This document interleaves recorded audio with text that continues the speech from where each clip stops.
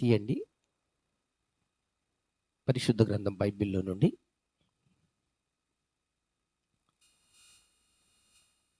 నిర్గమాకాండం, ఆదికాండ గ్రంథం, నిర్గమాకాండం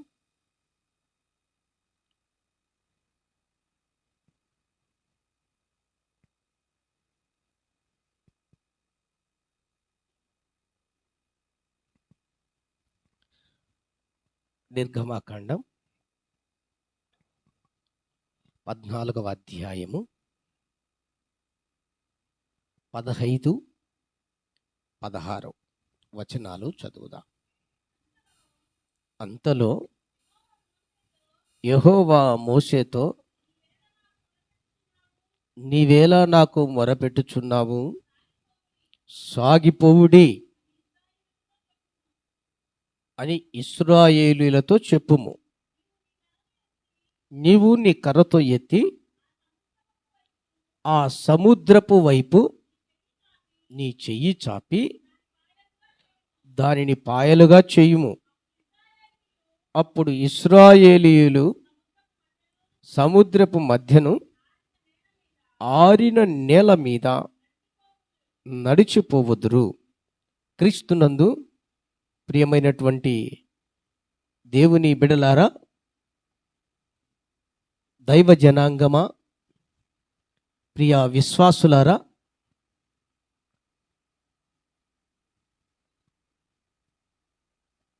ఇశ్రాయేలీయులు ఐగుప్తు దేశములో ఉన్నప్పుడు వారు బానిసలుగా బహుగా శ్రమలు అనుభవిస్తూ ఉన్నారు, కష్టాలు అనుభవిస్తున్నారు. చాలని తిండితో బ్రతుకులను కొనసాగిస్తున్నారు. నిట్టూర్పుల్లోను నిరాశలోను జీవితాన్ని కొనసాగిస్తున్నారు. ఒక్క మాటలో చెప్పాలంటే, వారు ఉంటున్నటువంటి ఆ పరిస్థితులు, ఆ జీవితం బహు దుర్బలమైన పరిస్థితులు.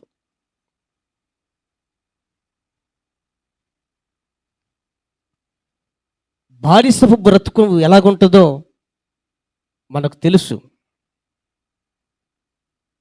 ఒక ఆసామి దగ్గర ఒక వ్యక్తి జీతానికి లేదా గాసగానిగా బానిసగా ఉంటే ఏ విధంగా ట్రీట్ చేస్తారో బహుశా మనకు తెలుసు.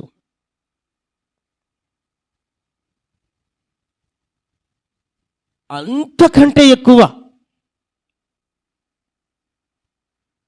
పని ఏమో చాలా ఎక్కువ చేపిస్తున్నారు, తిండి ఏమో కొంచెమే పెడుతున్నారు. చాలా కష్టపెడుతున్నారు, కొంచెమైనా సంతోషం, నెమ్మది లేదు.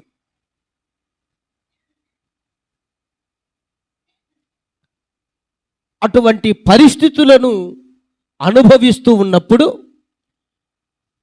వారందరూ కూడా తట్టుకోలేక, ఆ శ్రమలు తాలుకోలేక, ఆ బాధలు అనుభవించలేక దేవుని వైపు చూసి మొరపెట్టారు. తండ్రి అయినటువంటి యెహోవా, భూమి ఆకాశములను సృజించినటువంటి మా దేవుడా, మమ్మల్ని పుట్టించినటువంటి మా ప్రభువా,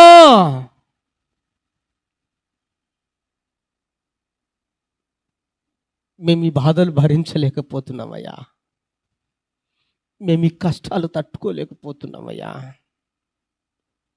మేము ఈ బానిస బ్రతకలేకపోతున్నాము దేవా అని దేవుని వైపు చూసి మొరపెట్టినప్పుడు, విన్నయించుకున్నప్పుడు దేవుడు వారిని చూసి, వారి మొర ఆలకించి, వారి పరిస్థితులను చూసి, ప్రియా దేవుని బిడలారా, దైవజనుడైనటువంటి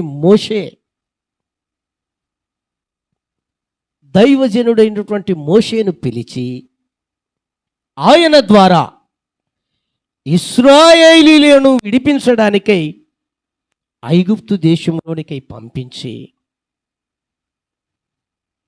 అక్కడ తన దాసుని ద్వారా అనేక అద్భుతాలు, సూచక క్రియలు జరిగించి గొర్రెపిల్ల రక్తము ద్వారా ఇశ్రాయేలీయులను విడిపించి విమోచించి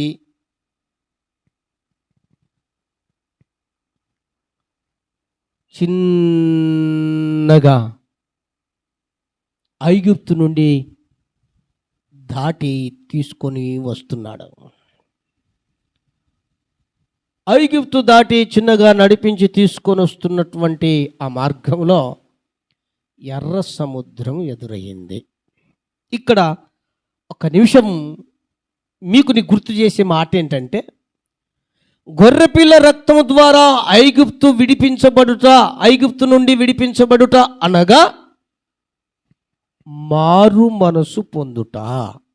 గుర్తుంచుకోండి, గొర్రెపిల్ల రక్తము ద్వారా విమోచించి ఐగుప్తుని దాటి రావటము అనగా మార్పు, అంతే కదండి. అక్కడ ఫరోకు మారు మనసును కలగజేసి పోయేదానికి అనుమతి ఇచ్చాడు. అట్ ద సేమ్ టైం వీళ్ళందరూ కూడా మోసేను వెంబడించడానికి మనసునిచ్చాడు. అంటే దాని అర్థం ఏంటి? మార్పు జరిగిందని. అక్కడ అంటే మారు మనసు, గొర్రెపిల్ల రక్తం ద్వారా విడిపించి తీసుకొని రావటం అంటే మారు మనసు. ఇది మైండ్లో పెట్టుకొని తర్వాత ముందు చెప్పు, నేను దాని గురించి తెలియజేస్తా. అనగా అలా తీసుకొని వస్తున్నాడు అనేక కార్బలముతో మందితో ఎర్ర సముద్రం ఎదురయ్యింది. దిగటానికి భయపడుతున్నారు. సముద్రం కదండి, దిగటానికి భయపడుతున్నారు.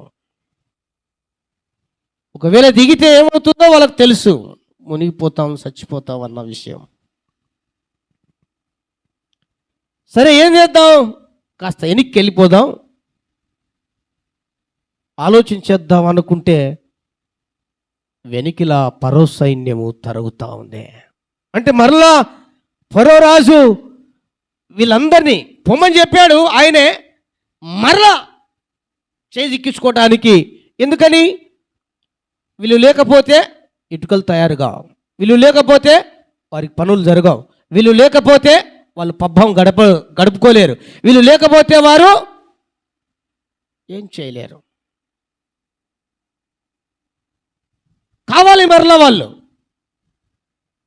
అని మరలా వెనికిలా అనేక గుర్రాలతో, రౌతులతో, రథములతో, అనేక సైన్యముతో ఫరో వెంబడిస్తూ ఉన్నాడు వెనకిలా.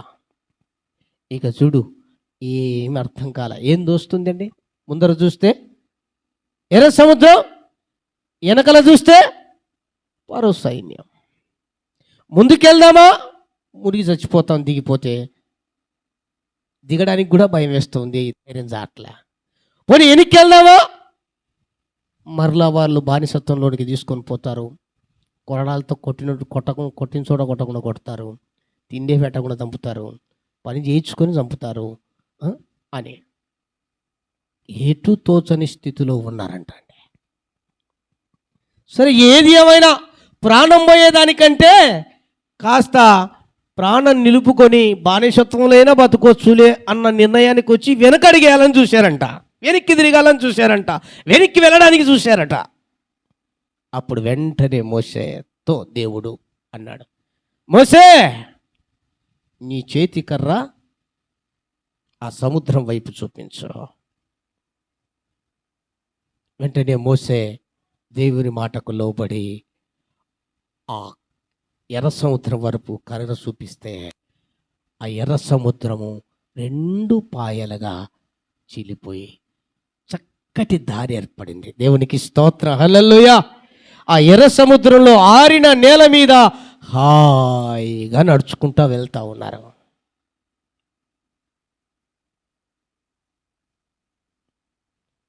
అరే వారు వెళ్తున్నారు కదా, మనం కూడా వెళ్ళొచ్చు అనుకున్నారు. ఎవరో ఫరో సైన్యం.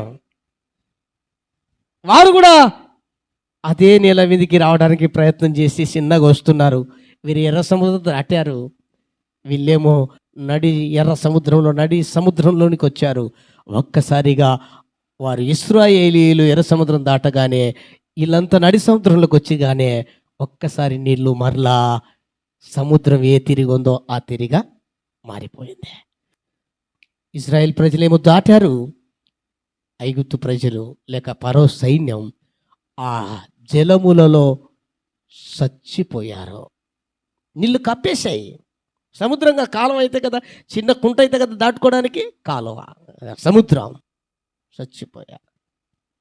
నా ప్రియ దేవుని బిడ్డలరా, ఆ మాటలో పలుకుతున్న మాటేని ఇంతవరకు చదవబడిన మాట. ఒక్కసారి మరొకసారి చదవక. అంతలో యెహోవా మోషేతో, నువ్వేలా నాకు మొరపెడుతున్నావు, సాగిపోవుడి అని ఇశ్రాయేలుతో చెప్పు.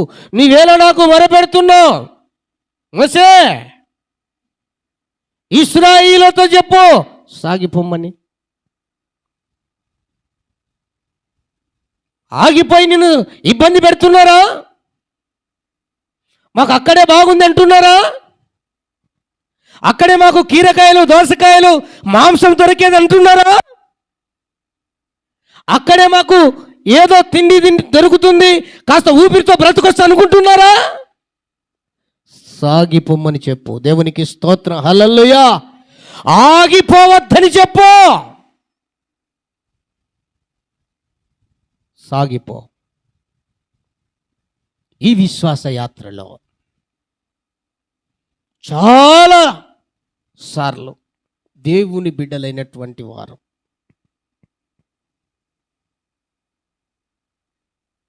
విశ్వాసములో సాగిపోవుటకు బదులు ఆగిపోతున్నారు,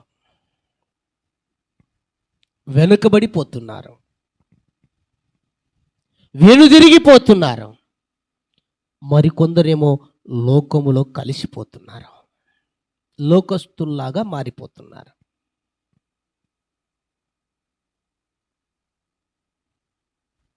కారణం ఏమిటో తెలుసా? సాగిపోయే విధానములో లేక ఆగిపోతున్నారు.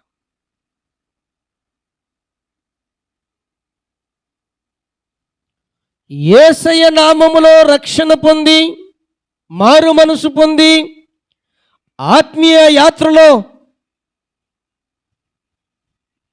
సాగిపోయేదానికే విశ్వాసులుగా, దేవుని బిడలగా ఉండాలే తప్ప ఆగిపోవటానికి వీలు లేదు అన్న విషయాన్ని ఇక్కడ స్ఫుటముగా ప్రభు వాక్యము ద్వారా తెలియచేస్తున్నాడు. ఏమన్నాడు? సాగిపో, ఆగిపోవద్దు, వెనకబడవద్దు, వెనుదిరగవద్దు, మరలా ఐగుప్తు దేశమని ఈ లోకములోనికి ప్రయాణము కావద్దు. ముందుకే అడుగేయ్, వెనక్కి అడుగు వేయొద్దు, సాగిపో అని యేసయ్య ఈ పూట మనందరితో మాట్లాడుతున్నాడు. ఆమేన్, హల్లెలూయా, హల్లెలూయా. అందుకనే ఈ ఆత్మీయ యాత్రలో ప్రియ దేవుని బిడ్డలారా, దేవుని నమ్ముకున్న ప్రతి వారు అడుగు ముందుకే వేయాలి కానీ వెనక్కి వేయడానికి వీల్లేదు. ఒక్కసారి వన్స్ దేవుని కొరకై నేను జీవిస్తాను, దేవుని కొరకై నేను బ్రతుకుతాను, దేవుని కొరకై నేను ఈ లోకములో దేవుని సాక్షిగా ఉంటానని తీర్మానం చేస్తే వెనుదిరగడానికి వీలు లేదు. నాగటి మీద చెయ్యి వేసిన తర్వాత వెనక్కి తిరిగి చూడకూడదు అని లేఖనములో యేసయ్యనే చక్కగా చెప్పాడు. ఒకవేళ వెనక్కి తిరిగి చూస్తే ఏమైంది అంటే దున్నే వాళ్ళకు తెలుస్తుంది. ఏమండి, చెయ్యి పట్టుకొని దున్నుతుంటే వాళ్ళకు తెలుస్తుంది. ఒకవేళ అటు ఇటు చూస్తే ఏమైద్దా. కొన్నిసార్లు ఆ నాగలిందే అది కాలి మీదకి వచ్చి పడేస్తుంది. కొన్ని సార్లు ఉండయే పక్కన పక్కన వేసింటారు కదా ఏదైనా పంట, వాటి మీదకి వెళ్ళి దానిని వేర్ల మటుకు పెకిలించేస్తాయి. అంటే అప్పుడు ఏమైంది? నష్టమా కాదా? అందుకు నాగిటి మీద చేయి వేసిన తర్వాత వెనక్కి తిరిగి చూడకూడదు. అందుకోసం నువ్వు సాగిపో, ఆగిపోవద్దు. ఈ ఆత్మీయ జీవితం పోరాటం వంటిదండి. హల్లెలూయా. ఈ పోరాటములో ఎప్పటికప్పుడు మనం దేవుని ద్వారా ఆ శక్తిని, దేవుని ద్వారా ఆ బలమును, దేవుని ద్వారా ఆ ఓర్పును, దేవుని ద్వారా ఆ సహనమును, ఆ దేవుని ద్వారా విశ్వాసమును బలపరుచుకుంటూ ముందుకు వెళ్ళాలి. అంతేగాని మనం ఆగడానికి వీలే లేదు. హల్లెలూయా. ఆగిపోయి నిలిచిపోయి వెనుకబడి వెనుదిరిగి లోకములో కలిసిపోతే నువ్వు పొందవలసిన ఆశీర్వాదం నువ్వు పొందడానికి వీలుగా ఉండదు. దేవుడు ఏ ఆశీర్వాదం అయితే నా కుమార్తెకు, నా కుమారునికి, నా కుటుంబానికి నేను ఈ ఆశీర్వాదాలు అనుగ్రహించాలని నిర్ణయించాడో, నిశ్చయించాడో వాటిని పొందుకోవడానికి మనకు అవకాశం ఉండదు. ఒకవేళ పొందుకునే ఆ క్రమములో సాగిపోతూ ఉండగా ఒకవేళ ఎన్నో విశ్వాస యాత్రలో ఎర్ర సముద్రము లాంటి ఆ సమస్యలు ఎదురు కావచ్చు, లేదా ఎర్ర సముద్రము లాంటి కష్టాలు ఎదురు కావచ్చు, లేదా ఎర్ర సముద్రము లాంటి ఆ బాధలు వెంటాడవచ్చు. ఒకవైపు ఎర్ర సముద్రం, మరొక వైపు పరసైన్యములాగా వెనక ముందు చూస్తే నొయ్యి, వెనక చూస్తే గొయ్యి అన్నట్లుగా కూడా ఆత్మీయ జీవితం ఉండవచ్చు. అయితే ఇశ్రాయేలీయులతో చెప్పినట్లుగా సాగిపోతే ముందున్నటువంటి బావిని కూడా పూర్తి చేస్తాడు. దేవునికి స్తోత్రం. హల్లెలూయా. సముద్రమునే పాయలుగా చేసినాడు. ఎగుడు దిగుళ్లను, కొంచెం ఎత్తు పల్లాలను ఆయన సరిచేయలేడా? అందుకనే దైవజనులు ఒక పాట రాస్తూ, పోరాటం, ఆత్మీయ పోరాటం,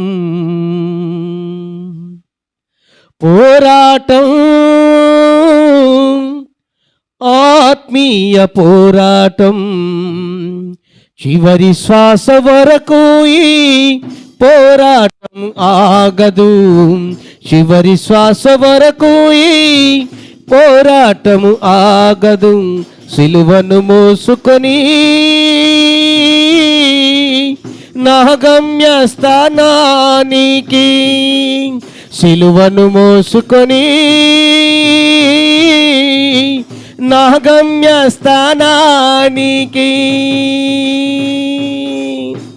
నా యేసు వెళ్ళిన మార్గములేనని అవమానములైనా ఆవేదనలైనా, నా యేసు వెళ్ళిన మార్గములేనని అవమానములైనా ఆవేదనలైనా, నా యేసు కృప నుండి దూరపరచలేవని, నా యేసు కృప నుండి దూరపరచలేవని ఆగిపోను నేను, సాగిపోవుచున్నాను, ఆగిపోను నేను, సాగిపోవుచున్నాను. ఆమేన్. హల్లెలూయా. ఆగిపోకుండా సాగిపోవాలి ఆత్మీయ జీవితంలో. దానికి నిదర్శనం లేదా మనకు మాదిరి మన దేవుడైనటువంటి యేసయ్యే, మన రక్షకుడైనటువంటి మన ప్రభువే. మనకొచ్చుతున్న కొద్దిపాటి శ్రమలు, సమస్యలు, ఆ బాధలను బట్టి మనం ఇంతగా బాధపడితే మరి యేసయ్యకి ఎదురైనటువంటి వాటిని గురించి ఒక్కసారి ఆలోచన చేస్తే మరి ఏమనాలి? మనం ఏమనుకోవాలి? యేసయ్యకు మించిన కష్టాలు మనకు వచ్చాయా? ఎవరికైనా వచ్చాయండి? యేసయ్యకు మించిన బాధలు ఎవరికైనా అనుకున్నాయా? యేసయ్యకు మించిన శోధనలు మీలో ఎవరికైనా వచ్చాయా? యేసయ్యకు మించిన అవమానాలు ఎవరికైనా ఎదురయ్యాయా? యేసయ్యకు మించిన శత్రులు ఎవరైనా మీకు ఎదురైనారా? లేదు. మరి యేసయ్యనే మనకు మాదిరిగా వాటిని అన్నిటినీ అధిగమించి, నా ప్రియ దేవుని బిడ్డలారా, ఆయన మార్గమును సరళం చేశాడు. ఆ మార్గములో, ఈ జీవిత యాత్రలో, ఆ ప్రయాణములో మనం అలసిపోకుండా, సొమ్మసిల్లకుండా, వెనకబడిపోకుండా, వెనుదిరగకుండా ముందుకు వెళ్ళాలి. దేవుని కృపచేత, హల్లెలూయా, దేవుని కృపచేత ముందుకు వెళ్ళాలి. అందుకు సాగిపోవాలి కానీ ఆగిపోవటానికి వీలు లేదు. ఆగిపోతే అంతటితోనే ఆశీర్వాదాలు ఆగిపోతాయి. అవి కూడా సాగాలి మనతో అంటే మనం సాగిపోవాలి. దేవునికి మించినటువంటివి ఏవి శోధనలు మనకు ఎదురు కాలి. చివరికి యేసయ్య ఏమండి, మనం ఒక్క మాట అంటే సహించలేం. పొరపాటున మన పక్కింటిల్లో లేదా మన దగ్గర ఉన్న వాళ్ళో, మన ఇంట్లో వాళ్ళే అనుకుందాంలేండి, ఒక్క మాట అంటే నువ్వేమైనా నుండి నేను మాట అంటే పడను అంటారు. అవునా? నువ్వేమైనా అండు, నేను మాట అంటే పడేవాడిని కాదు అంటారు కదా. మరి యేసయ్యను ఎంతగా మాట్లాడి తూ తూ తూ అని ఉమ్మేశారండి, ముఖం మీద ఉమ్మేశారండి, పిడిగుద్దులు గుద్దారండి, గడ్డం పట్టుకొని లాగేశారండి, వస్త్రాలను చించి పడేశారండి. కలవరి సిలువలో 3 మేకుల మధ్య వేలాడుతూ ఉన్నా కూడా అప్పటికి కూడా వదిలిపెట్టలేదండి. అపహాస్య చేస్తూనే ఉన్నారు, ఎగతాళి చేస్తూనే ఉన్నారు. కానీ ఎక్కడా వాటికి తావీయలేదు దేవుడు. దేవునికి స్తోత్రం, హల్లెలూయా. ఎందుకు అవకాశం ఇవ్వలేదు తెలుసా? ఆయన వచ్చినటువంటిది నెరవేర్చబడాలి అంటే వాటన్నిటిని సహించాలి. హల్లెలూయా. ఆయన వచ్చినటువంటి కార్యం నెరవేర్చాలంటే ఇవన్నీ ఓర్చుకోవాల్సిందే, సహించాల్సిందే, తట్టుకోవాల్సిందే, తాలుకోవాల్సిందే, ముందుకు వెళ్ళాల్సిందే. కానీ ఒకవేళ రోషం తెచ్చుకుంటే, పౌరుషం తెచ్చుకొని, ఆయన అక్కడ అన్నాడు కదా, నువ్వు నిజంగా నువ్వు దేవుడివే, దేవుని కుమారుడివి అయితే ఏమంటున్నాడు? నువ్వు రక్షించుకో, నువ్వు సిలువ నుంచి దిగిరా, నన్ను కూడా రక్షించు అంటే ఎట్లుంటుంది? అంటే అంత చేతగానోడు అయిపోయినాడా యేసయ్య? ఆయన అనుకుంటే నన్ను చేతగానోడు అంటవారను, నేను ఒక్క మాట నా తండ్రితో చెప్తే నువ్వు భూమి మీద ఉండలేవు అనొచ్చు. అన్నికి లేదా అధికారం? లేదా యేసయ్య దగ్గర? ఆయనకు సర్వాధికారం ఉంది, ఏమైనా చెయ్యొచ్చు. ఆ టైంలో ఒక్కసారి నువ్వు భూమి మీద ఉండకూడదు అంటే ఆ మూమెంట్లో ఉండలేడు వాడు. కానీ వాటికి అన్నిటికీ చోటు ఇయ్యలేదు. ఎందుకని? దేవుడు కార్యం నెరవేర్చాలి, తండ్రి యొక్క చిత్తాన్ని నెరవేర్చాలి, తండ్రి చెప్పిన మాట వినాలి. ప్రాణం పోయినా పర్వాలే, చివరి రక్తపు పట్టు వరకు ధారపోసిన పర్వాలే, చివరికి సమాధి చేసిన పర్వాలేదు అన్నట్లుగా ఆయన అప్పగించుకున్నాడు. అలా అంతే. తిడుతున్నారా తిట్టుకోండి, కొడుతున్నారా కొట్టుకోండి, విమర్శిస్తున్నారా విమర్శించుకోండి, ఉమ్మేస్తున్నారా ఉమ్మేయండి. అలా అప్పగించుకున్నాడు. దాని ఫలితం ఏమైందో తెలుసా అండి?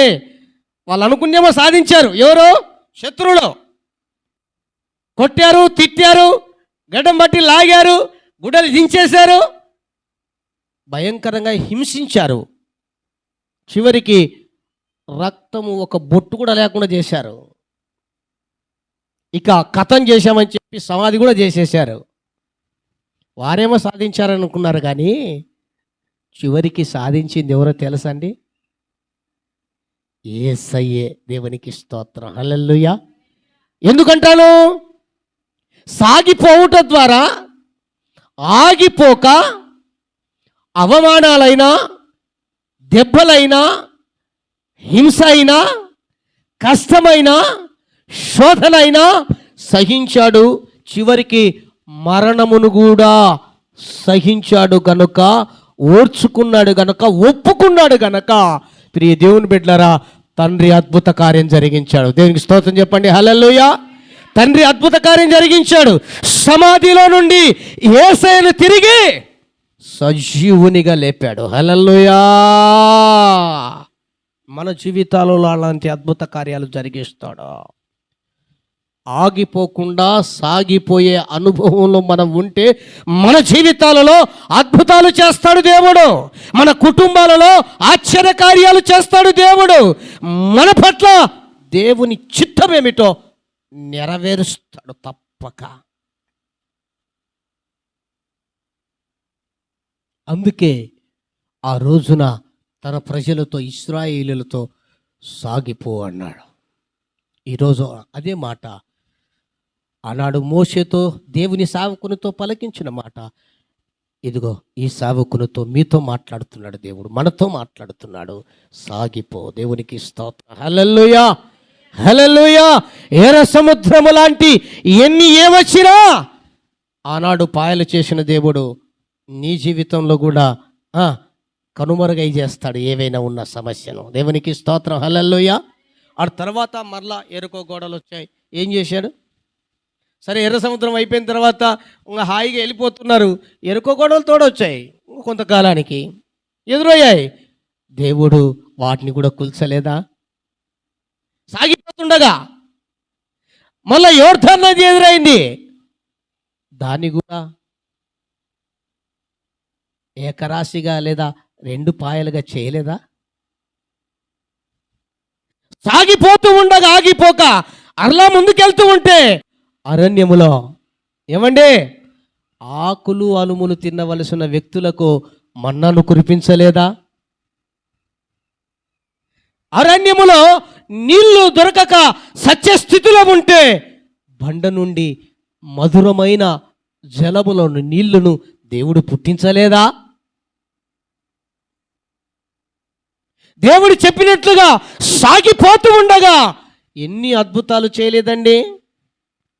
ఒకవేళ పొరపాటున నేను అంటాను, అదే ఇశ్రాయేలులో ఆగిపోయి ఉంటే పరిస్థితి ఏమైండేది? ఈ అద్భుతాలన్నీ, ఈ ఆశీర్వాదాలన్నీ పొందిందేవరా? చివరికి పాలు తేనెలు ప్రవహించు కనాను దేశానికై దేవుడు నడిపించాడు. హల్లెలూయా. పాలు తేనెలు ప్రవహించు ప్రదేశమైన కనానుకు దేవుడు నడిపించాడండి తన ప్రజలను. సాగిపోతుండగా ఆగిపోక ముందుకు వెళ్తూ ఉండగా దేవుడు చేసిన అద్భుతమైనటువంటి కార్యాలు చేసి చివరికి ఆయన చెప్పినట్లుగా, చూపించినట్లుగా, ఆయన కోరుకున్న ప్రదేశానికి దేవుడు తన బిడ్డలు తీసుకొని వెళ్ళాడు. దేవునికి స్తోత్రం చెప్పండి. హల్లెలూయా. మన జీవితాల్లో కూడా ఆయన సహాయం చేస్తాడు. హల్లెలూయా. నిన్న నేడు ఏకరీతిగా ఉన్నవాడు. అప్పుడు, ఇప్పుడు, ముందున్న సమయాల్లో కూడా, వర్తమాన, భూత, భవిష్యత్ కాలాలలో కూడా ఆయన ఉన్నవాడు, అనువాడు. ఆ రోజున చేసిన దేవుడు ఈ రోజున మన జీవితాల్లో చేస్తాడు. అయితే సాగిపోవాలి. అలాంటి అద్భుతమైన గొప్ప దీవెనలు మనము పొందుకుంటాం. సరే, మరి సాగిపోయే సమయంలో ఆగిపోవడానికి ఎన్నెన్నో ఉంటాయి కదా అండి. అడ్డంకులు, ఆటంకాలు, అవరోధాలు, లేక సమస్యలు, ఇబ్బందులు, లేదా శారీరకంగా అనారోగ్యం, రకరకాలుగా ఉంటాయి కదండి. ఈ ఆత్మీయ జీవితంలో కొన్నిటిని పరిశుద్ధ గ్రంథములో మనం ఎవరితో సాగిపోవాలి, ఎవరితో ఆగిపోవాలి, ఎవరితో ముందుకు నడవాలి, ఎవరితో నడవకూడదు, ఎవరితో సహవాసం చేయాలి, ఎవరితో సహవాసం చేయకూడదు, మనం ఎక్కడ ఉండాలి, ఏ చోట ఉండాలి, ఎందుకు ఉండాలి, కొన్ని విషయాలను నేను చక్కగా పరిశుద్ధ గ్రంథం లేఖనాల ద్వారా మీకు తెలియచేస్తాను. శ్రద్ధగా ఆలకించుమని మన పరిశుద్ధ గ్రంథంలో నుంచి కీర్తనల గ్రంథం 1వ అధ్యాయం 1వ వాక్యం చూద్దాం. కీర్తనల గ్రంథం 1వ అధ్యాయం 1వ వాక్యం. దుష్టుల ఆలోచన చొప్పున నడవక, పాపుల మార్గములో నిలవక, అపహాస్యకులు కూర్చుండ చోటున కూర్చునక, యెహోవా ధర్మశాస్త్రమనందు ఆనందించుచు దివారాత్రము దానిని ధ్యానించువాడు ధన్యుడు. అతడు నీటి కాలంలో యోరన నాటబడినదై ఆకువాడక తన కాలమందు ఫలమిచ్చు చెట్టు వలె ఉండును. దేవునికి స్తోత్రం. హల్లెలూయా. ఇక్కడ వ్రాయబడినటువంటి లేఖనములో దుష్టుల ఆలోచన చొప్పున నడవక, పాపుల మార్గములో నిలవక, అపహాస్యకులు కూర్చుండ చోటున కూర్చుండక ఏం చేయాలంట? దివారాత్రములు ధర్మశాస్త్రమందు అనగా దేవుని పరిశుద్ధ గ్రంథమందు వాక్యమును ధ్యానించుచు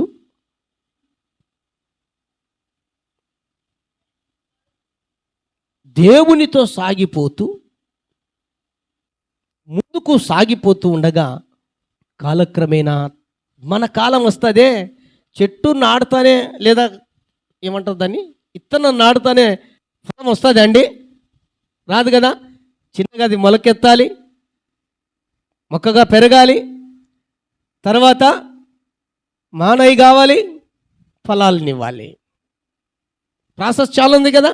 అలానే వీటన్నిటిని దాటుకొని వారితో సాగిపోక, వారితో కూర్చుండక, వారితో నడవక, వారితో కలవక, ఎలాగా దేవుని మార్గములో చక్కగా యేసయ్యతో సాగిపోతూ ఉన్నప్పుడు తప్పక మనకు నిర్ణయించబడిన కాలమందు మనము కూడా బహుగా ఆశీర్వదించబడతాం. హల్లెలూయా.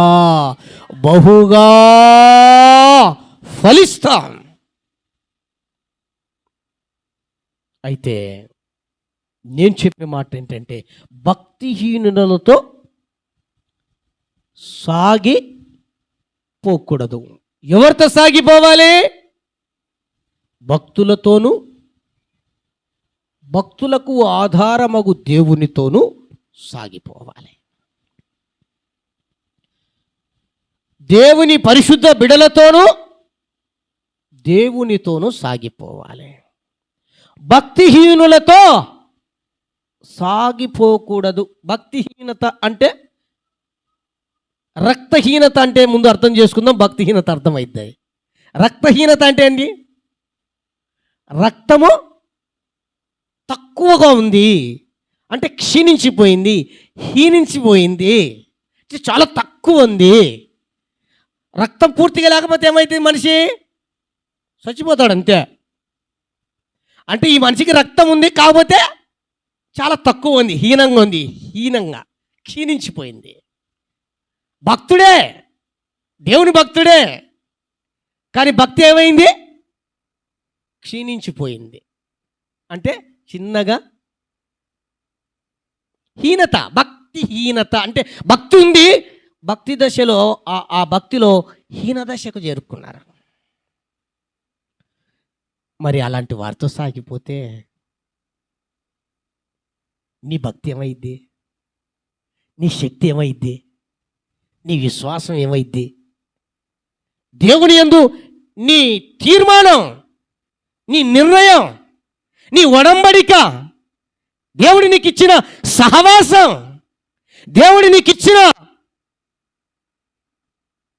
అవకాశం, నీ కుటుంబానికి ఇచ్చిన అవకాశం, లేదా మనకిచ్చిన దేవుని యొక్క అవకాశం ఏమైపోయిద్ది? ఏమండి? భక్తులతో సహవాసం చేస్తే భక్తి పెరిగిద్ది. భక్తిహీనులతో సహవాసం చేస్తే మనం కూడా భక్తిహీనులము అయిపోతాం. అంతే కదా. అంత విశ్వాసులతో సహవాసం చేస్తే విశ్వాసం ఏమైపోయింది? ఇంకా పెంపొందించుకుంటాం. అవిశ్వాసులతో సహవాసం చేస్తే వీళ్ళకు విశ్వాసం ఉంటుంది, అవిశ్వాసం. భక్తులే, వీళ్ళకి భక్తి ఉంటుంది, భక్తిహీనత. అర్థమైందా అండి? చాలామంది పొరపాటు పడుతుంటారు.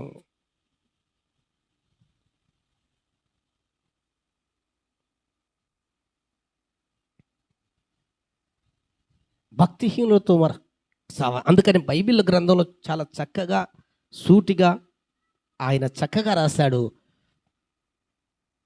విశ్వాసులకు అవిశ్వాసులకు పొత్తెక్కడా అన్నాడు. అర్థమైందా అండి? విశ్వాసులకు అవిశ్వాసులకు, దుర్నీతికి నీతికి పొందికేంటి?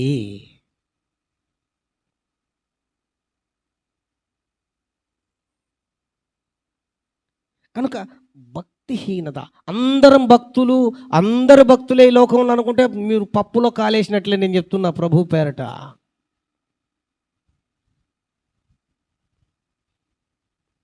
అని నువ్వు ఒక్కని భక్తునివా నువ్వు అంటావేమో.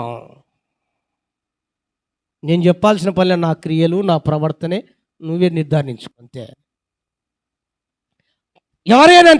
ఎవరివేనంతే, ఏ మనిషివేనంతే, ఏ సేవకునివేనంతే, ఏ ప్రజలవేనంతే అండి.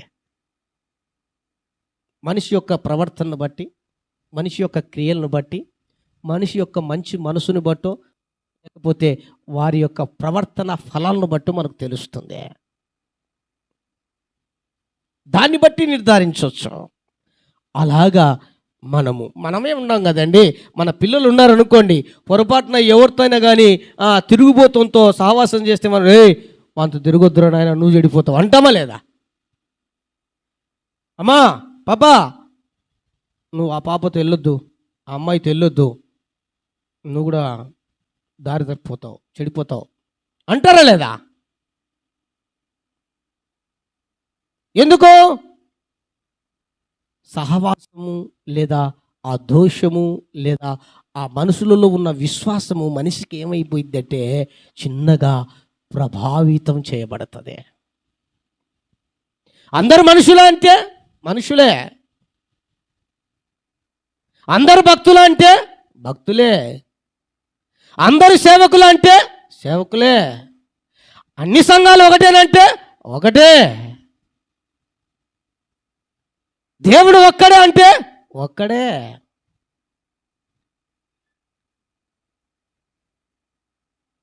కానీ అందులో ఉన్నటువంటి మనం ఏమంటాం, ఇప్పుడు పక్కన బయట ఉన్న వారు కూడా చెప్తుంటారు చాలామంది, యేసు ప్రభు కూడా దేవుడు అండి.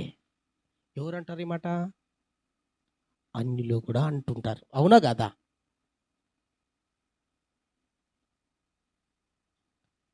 మనోళ్ళలో కొందరు ఉంటారు, అందరి దేవుళ్ళలో కూడా యేసయ్య దేవుడు కాబట్టి నేను ఆ దేవుడిని నమ్ముకున్నా అని కొందరు అంటారు. తేడా ఉందే లేదా? నమ్ముతారా మీరు? దేవునికి తేడా, మనిషికి తేడా, విశ్వాసులకు తేడా ఉందే లేదా? నమ్ముతారా? మీరు నమ్మినా నమ్మకపోయినా పరిశుద్ధ గ్రంథములో తప్పక తేడా అయితే ఉందే.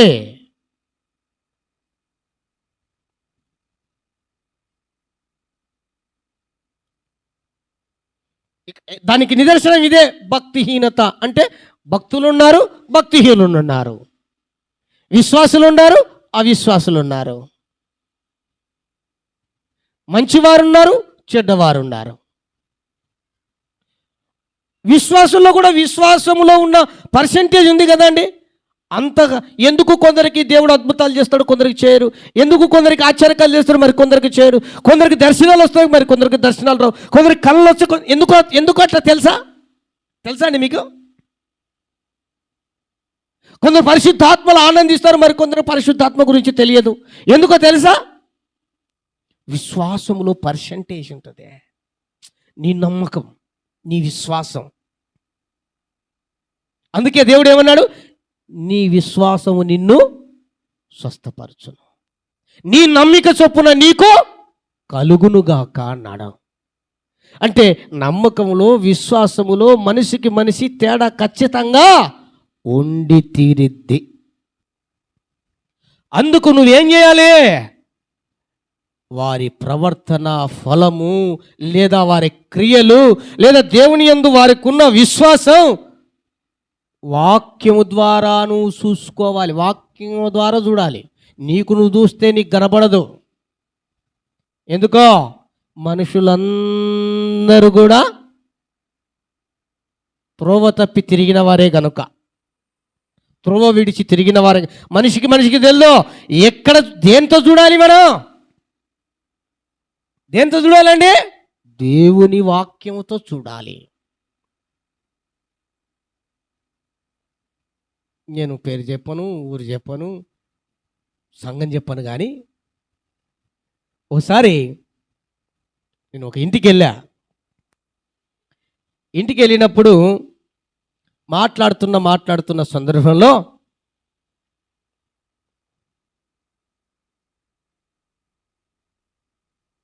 పలానా వాళ్ళు ఉన్నారు కదండి, వాళ్ళు అలానే ఉన్నారు కదా, వీళ్ళు అలానే ఉన్నారు కదా, అంటే దేవుని నమ్ముకున్న వాళ్ళు అలానే ఉన్నారు కదా, లేకపోతే వీళ్ళు అలానే ఉన్నారు కదా, మరి నేనుంటే ఏం తప్పేంటి అని ఒక అమ్మ. అప్పుడు నేను అన్నాను, నువ్వు మనుషులను చూస్తావా, వాక్యం చూస్తావా అని అడిగా. మనుషులను చూస్తావా, వాక్యాన్ని చూస్తావా? మనం మనుషులను అనుసరించాలా, వాక్యాన్ని అనుసరించాలా? మీరు చెప్పండి. మనుషులను అనుసరించాలా, వాక్యాన్ని అనుసరించాలా? వాక్యమా మనుషుల్లా? వాక్యాన్ని కదా. మరి మనుషులు అనుసరిస్తే ఏమైంది? వాక్యమును మనం మీరినట్లే, లేదా అనుసరించనట్లే. ఒకవేళ ఆ వ్యక్తి వాక్యాన్ని అనుసరిస్తున్నాడు అనుకో, ఆ వ్యక్తిని, మనిషిని కూడా చూడొచ్చు, తప్పు లేదు. అర్థమైందా? నేను చెప్పే మాట అర్థమైందండి? ఇప్పుడు వాక్యమును చూడకుండా ఆ మనిషి వెళ్తున్నాడు అనుకో, ఆ మనిషిని చూడొద్దు అంట నేను. ఒకవేళ వాక్యాన్ని అనుసరించి ఆ వ్యక్తి నడుస్తున్నాడు అనుకో, ఆ వ్యక్తిని చూడు, ఆ వ్యక్తిలో ఉన్న వాక్యాన్ని చూడు, అనుసరించు, నో ప్రాబ్లం, అందులో తప్పు లేదా? అట్లా కాకుండా వాళ్ళేమో వాక్యం ప్రకారంగా నడవరు, ఈమె వాళ్ళను సాదృశ్యంగా చూసుకొని ముందుకెళ్తే మరి వాక్యాన్ని చూసినట్ల, దేవుణ్ణి లేదా మనుషులను చూసినట్ట? ఈనాడు చాలామంది ఇక్కడే తప్పు చేస్తున్నారండి. ఈ ఆత్మీయ జీవిత యాత్రలో పడిపోవడానికి కారణం, వెనకబడడానికి కారణం, సొమ్మసిల్లిపోవడానికి కారణం, తిరిగి లోకములో కలిసిపోవటానికి కారణం మనుషులను చూస్తున్నారు.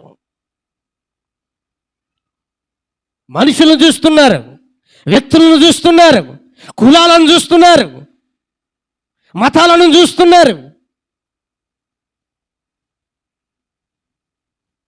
కులాలకు, మతాలకు, వ్యక్తులకు ఏమండి, అన్నిటికీ అతీతం అండి నా యేసుక్రీస్తు ప్రభుల వారు. హల్లెలూయా!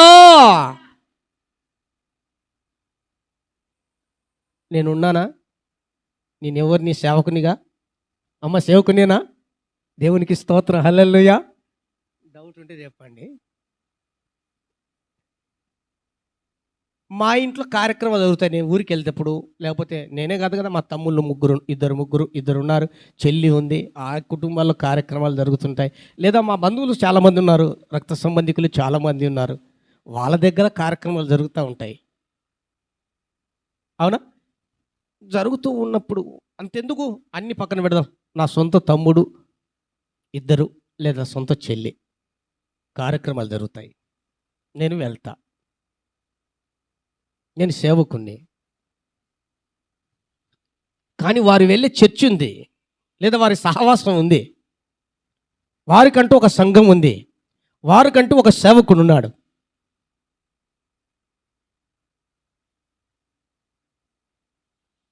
అప్పుడు